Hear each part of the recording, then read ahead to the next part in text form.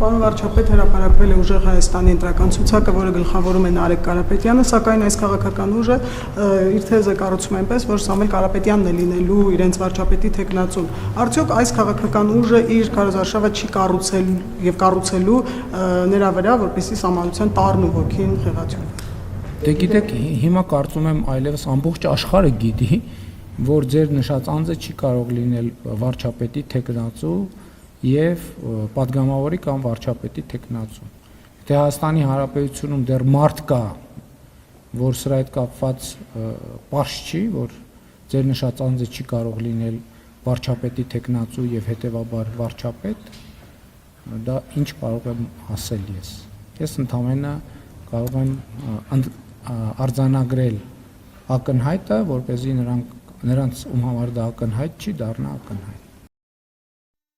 Հավանիչ տեսանյութը եւ բաժանորդագրվիչ նորությունները բաց չթողնելու համար